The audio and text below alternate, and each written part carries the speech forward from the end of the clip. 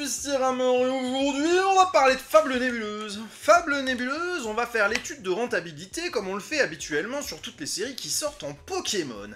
Et Fable Nébuleuse est une série .5, donc les séries .5 c'est généralement des séries un peu spéciales chez Pokémon, avec des Pokémon un peu sympas qui sont représentés, des Pokémon de première génération ou des générations suivantes, en tout cas des Pokémon populaires. Fable Nébuleuse, il y a eu un choix un petit peu différent qui a été fait par Pokémon et on y trouve tous les Pokémon, ou une grande partie des Pokémon, du dernier DLC du jeu Écarlate et Violet sur Switch. Les Péchaminus, les Félicanis et compagnie, les Favianos, et ben ça plaît pas à tout le monde ce genre de choses et ça va se ressentir sur cette série. On peut faire dès à présent le suivi de rentabilité de la série, étant donné que la série est sortie depuis quelques semaines maintenant, et par conséquent les tarifs sont plutôt stables sur les cartes. On va s'intéresser au taux de drop de la série, à la valeur des cartes, à la valeur d'un Master Set, et ensuite on va ouvrir un petit coffret Scalperer pour aller vérifier si on arrive à battre les probabilités de la série ou pas. Alors, pour s'intéresser à tout ça, je vais t'afficher le tableau des pull rates de la série Fable Nébuleuse. Et on va s'intéresser d'abord aux Gold. Les Gold sont la rareté 3 étoiles, donc celles qui ont le plus d'étoiles, pas nécessairement les plus rares, mais en tout cas celles qui sont le plus pimpées sur les cartes par leur nombre d'étoiles et la couleur de celles-ci qui sont en or. Les Gold, ça tombe une fois tous les 144 boosters pour n'importe quel Gold de la série. Des Gold dans la série, il y en a 5. Et du coup, chaque gold, seul dans son coin, tombe une fois tous les 720 boosters. Si tu veux absolument tirer l'urne terrestre gold, celle-ci tombe une fois tous les 720 boosters, ce qui en fait effectivement les cartes unitairement les plus rares à obtenir dans la série. Viennent ensuite les Special Illustration Rare. SIR dans leur terme anglais, on les appelle SAR communément en français. Ces cartes-là ont une probabilité de tomber assez proche de EV6 ou EV5. Elles tombent une fois tous les 67 boosters. Si on compare ça à des displays, ça fait en gros une tous les 2 displays, même si sur les séries .5, les displays n'existent pas. Et des SAR dans Fable Nébuleuse, il n'y en a que 5, et ces 5 cartes-là tombent spécifiquement pour chacune d'entre elles une fois tous les 335 boosters. Ensuite, les AR. Alors, les AR dans Fable Nébuleuse, c'est un peu ce qui va sortir du lot, parce que dans les AR, il y en a 2 qui sont vraiment jolis.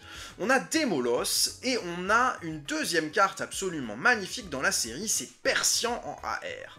Ces 2 cartes-là sont évidemment un peu plus chères que le reste parmi les AR, et ont un taux de drop similaire aux autres, elles tombent pas plus et pas moins que les autres. Le taux de drop d'une AR est de 1 tous les 12 boosters dans Fable Nébuleuse, et une AR spécifique tombe tous les 180 boosters. Si tu veux absolument ton Démolos, et ben en moyenne c'est 180 boosters à ouvrir pour l'obtenir. Ensuite, les full art classiques tombent une fois tous les 15 boosters pour n'importe laquelle d'entre elles, c'est un taux de drop absolument classique. Aucune différence avec les dernières séries. Même chose pour les cartes high-tech, ces cartes roses brillantes en dresseur, elles tombent une fois tous les 20 boosters, mais il n'y en a que 3 dans la série, c'est beaucoup moins que les séries précédentes.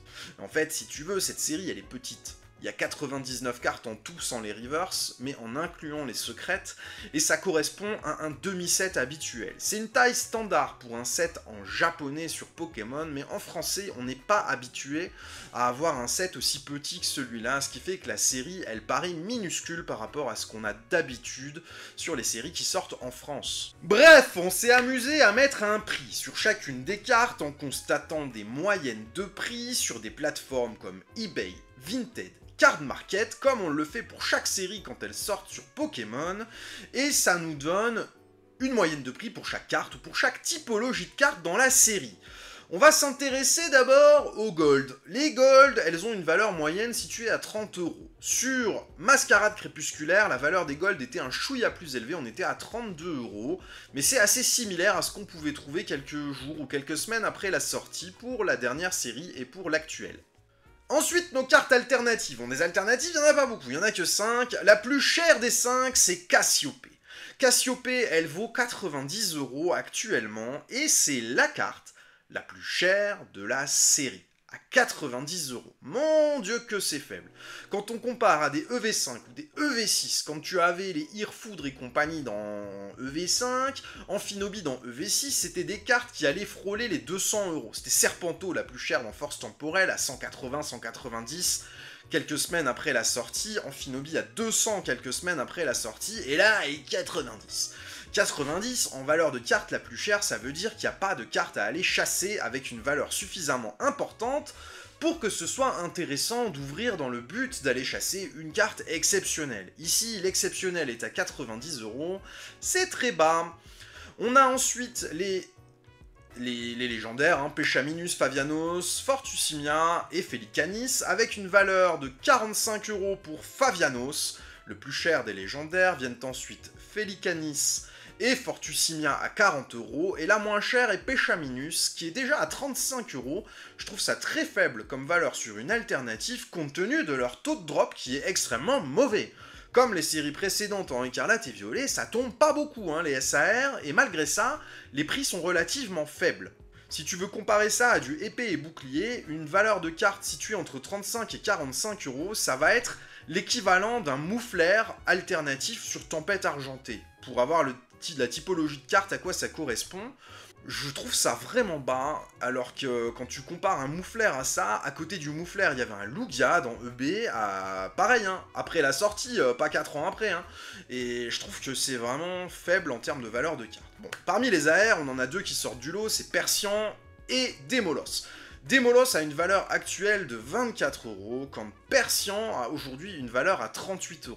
Les autres AR ont une valeur moyenne à 12 € constatée sur les ventes réussies, en sachant que sur ces 12 € de valeur moyenne, certaines valent plus cher que ça, comme Cresselia par exemple, qui a 18-19, et d'autres sont beaucoup moins chères, comme le Chelours, qui a une valeur, je crois, à 6-7 €, c'est très bas. Mais c'est le prix des AR classiques, c'est pas très différent des derniers sets, et depuis EV1, c'est à peu près les moyennes constatées sur la valeur de ces cartes. On a ensuite nos Full Art, qui ont une valeur moyenne constatée à 7 €, rien de spécial, il n'y a pas une carte avec une valeur démesurée, que ce soit vers le haut ou vers le bas, elles ont des valeurs à peu près similaires. On avait Favianos, quelques jours après la sortie, qui valait plus cher que le reste parce que la carte est assez jouée, et du coup il est nécessaire d'en avoir plusieurs pour monter des decks, même en ex standard. Mais cette valeur, en ex standard, la carte valait autour de 7 €, 7-8 €. Dès que la série est sortie et que les cartes ont été disponibles, on est redescendu à 4 €, et pareil en Full Art, la valeur est redevenue assez standard. En revanche, la valeur moyenne des ex standards sur le set, eh ben, elle est en moyenne à 2 €, parce qu'il y a des cartes qui valent moins que 2 € déjà maintenant, alors que des ex standards, il n'y en a que 6.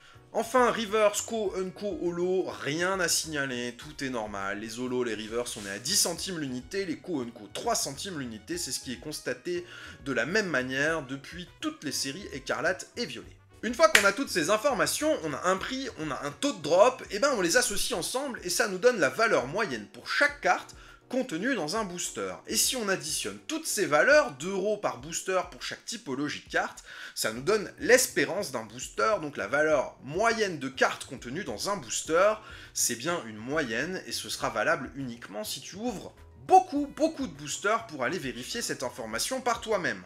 La valeur moyenne contenue dans un booster sur Fable Nébuleuse, c'est 3,57 €, ce qui est un petit peu moins que les dernières séries du bloc écarlate et violet, où la valeur était plutôt à 3,90 € en moyenne sur les dernières séries. Ici, on est un peu en dessous, c'est signe que la série est plutôt boudée, qu'elle n'est pas très appréciée, et comme il n'y a pas une grosse carte qui vient faire augmenter cette valeur, ça se ressent sur la valeur contenue dans un booster.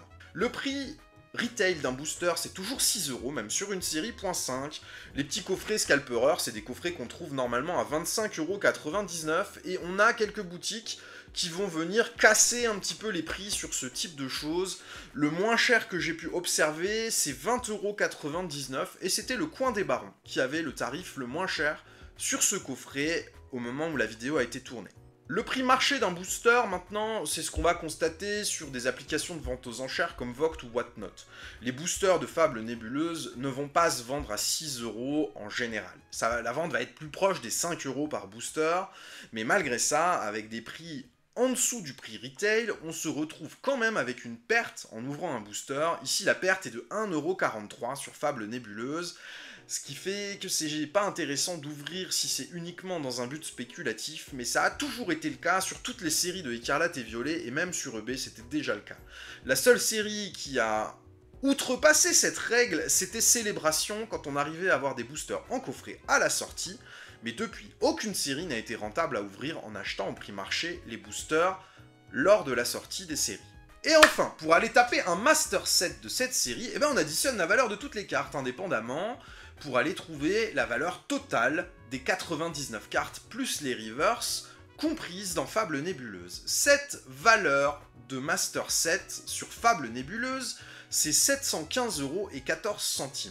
C'est une valeur assez faible, mais c'est une série assez petite, 100 cartes à vraiment forte valeur, du coup c'est un set qui se complète assez facilement. Pour ceux qui ouvrent un petit peu, si tu ouvres là-dessus 50 ou 60 boosters sur Fable Nébuleuse et que tu achètes tes cartes manquantes à côté, bah c'est un des sets qui va coûter le moins cher à compléter par rapport aux dernières séries qu'on a vues qui contenaient beaucoup plus de cartes et qui avaient une valeur beaucoup plus importante. Maintenant qu'on s'est donné toutes les informations sur Fable Nébuleuse, on va aller tenter notre chance en ouvrant un petit coffret avec des boubous et essayer de sortir une grosse alternative pour tenter d'être rentable. Allons-y. Bon bah allez, c'est parti pour la petite ouverture des familles, on va ouvrir le coffret Scalperer. Je te montre juste les deux petites promos Amphinobi et Hipporoi, si t'as pas eu l'occasion de les voir encore et que tu découvres la série par cette vidéo. Je pense pas que ce soit le cas, il y a déjà des vidéos d'un peu partout sur cette série. Mais les deux promos là, faut quand même avouer que c'est deux petites merveilles. Ça se trouve dans les coffrets un petit peu plus premium, c'est des coffrets avec 5 boosters. Il y a un coffret Hipporoi et un coffret Amphinobi et les deux promos sont vraiment très jolis. J'ai eu la chance, sur un de ces deux coffrets, de tirer une alternative. Favianos X en alternative, c'est vraiment la plus jolie carte que j'ai tirée de la série, avec le Démolos en AR, qui sont deux cartes absolument magnifiques, mais on va voir maintenant si sur un petit coffret Scalperer, on arrive à s'en sortir et à se tirer une carte qui permet de rentabiliser un petit peu le bazar. Donc, on va ouvrir ça, et ensuite on va regarder la valeur des cartes qu'on a obtenues, pour voir si c'est rentable d'ouvrir un coffret comme ça. On va partir du principe que ce coffret a été acheté à prix marché, à 25 €. Et on va aller vérifier si on arrive à sortir plus de 25 € de cartes en cas de booster. Si c'est le cas, c'est très châteux. Allez, on le dépiote. Les promos, on les laisse sur le côté. On n'en a pas besoin pour la vidéo. Et on sort les 4 boosters. Hop, hop, et hop. On est bon. On a nos 4 boubous. On y va. Ce qui serait bien, c'est de sortir un hit en 4 boosters. Parce que on vient de voir les taux de drop. On peut pas s'attendre à tirer une alternative là-dessus. Ce serait extrêmement chanceux. On pourrait tirer une petite AR si on a du bol. Ce qui m'irait très bien si on tirait une petite AR. N'importe laquelle. Le Persian quand même. Parce que le Persian, je l'ai pas eu et j'aime bien. Mais si déjà on arrivait à avoir un hit, je pense qu'on s'estimerait heureux compte tenu de la difficulté d'obtenir quelque chose. Machination de Xantin. Bon, les rivers sont très jolis aussi sur cette série. Ils n'ont pas le même pattern que d'habitude. J'aime bien. Ah, on va être rentable du coup. Énergie de base gold. Sur un petit coffret comme ça, et ben ça fait plaisir. Écoute, ça fait très plaisir. Petite énergie en gold. On regardera la valeur des cartes après. Je pense pas que les énergies soient les plus chères des gold. C'est même à peu près sûr que non. Mais on vient de voir les taux de drop des gold qui étaient aberrants. Et on vient d'en tirer une sur un petit coffret de 4 boosters. Donc déjà, les probabilités pour nous sont pas mauvaises. Attends, je te redonne la probabilité de tirer une gold. C'était combien? Les gold, elles tombent tous les 144 boosters. Et là, on vient d'en tirer une. Donc déjà, on est sur un coffret chanceux en termes de taux de drop. On va voir si la valeur des cartes nous permet d'être à peu près dans le truc. L'énergie, à mon avis, c'est une des moins chères en gold. Académie de nuit. Nosferalto. Oh. Une full art. Allez, Hipporoi en full art. Ok. Ok. Le coffret est exceptionnel. Hein. Une gold et une full art, on a déjà explosé les probabilités. Allez, il reste 2 boosters, c'est peut-être même pas fini, on peut faire peut-être encore mieux, mais c'est déjà un très joli coffret là. Zorua, Chelours, Farfuré, Evoli, Nost en fer, Janine, Mythe de fer, Nounourson en reverse, un 6H, et Ursa King en holo, Allez, dernier booster, un petit peu de Last Pack Magic pour sortir un hit, ce serait cool, mais on est déjà très content de ce qu'on a eu. Si on n'en a pas plus, eh ben on se contentera de ce qu'on a. C'est déjà exceptionnel d'avoir tiré ces cartes-là en 4 boubous. Migavolt, Sablier du Pouvoir, Terraclope en reverse. Il n'y aura rien ici, Rampel, et une belle holo de Tokotoro. Voilà, donc nos 2 hits, ils sont là. On a tiré Hipporoi et l'énergie de base. Maintenant, petit tour pour aller voir la valeur des 2 cartes là spécifiquement, voir si on a gagné, entre guillemets, ou pas. Alors, on a l'énergie, c'est là combien? 0,98. Énergie, SFA. Où es-tu caché? Oups. Curité. 28 €. L'énergie. Alors là, je suis très surpris. Une énergie qui vaut aussi cher que ça paraît déconnant. Je pense que c'est pas un prix qui va se maintenir dans le temps, mais bon, aujourd'hui, sa valeur est de 28 €. Donc, on a un coffret rentable, rien qu'avec une carte. Et le Hipporoi 0,80. Elle est là. À mon avis, c'est une carte qui vaut 4 balles, ça. 6 €. Ok, on a tiré 34 € de cartes dans le coffret. On est carrément rentable sur ce coffret. C'est assez hallucinant, mais c'est très cool. Donc voilà pour cette petite expérience. Je pensais pas qu'on allait s'en tirer avec une petite rentabilité sur ce coffret, mais voilà, pas qu'on a quand même réussi à tirer une petite gold. Très très cool. Bah écoute, merci d'avoir suivi la vidéo. N'hésite pas à me dire dans les commentaires ce que tu penses de cette série. À mon sens, la série, c'est un peu du gâchis. Parce que quand on est sur une série .5, on s'attend pas du tout à avoir une série comme celle-là, avec beaucoup de Pokémon, uniquement du dernier DLC d'Écarlate et Violet, qui parlent finalement pas encore à tout le monde, parce qu'ils sont pas encore assez incrémentés dans la nature de Pokémon, ceux-là. C'est des Pokémon trop neufs.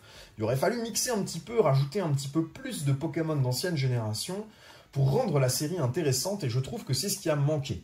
Ça aurait été très bien comme série pour une série standard, parce que les séries standards en japonais font à peu près cette taille-là, et nous, en France, on reçoit un cumul de 2 séries.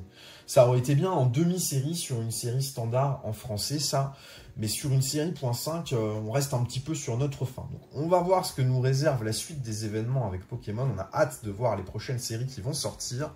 Là, pour le moment, celle-ci, elle restera, à mon avis, pas dans les annales, et ce sera pas une série au top du top, même dans un futur assez lointain. En tout cas, j'ai hâte de lire vos avis. Je vous remercie d'avoir regardé cette vidéo. Une très bonne journée. À bientôt. Au revoir.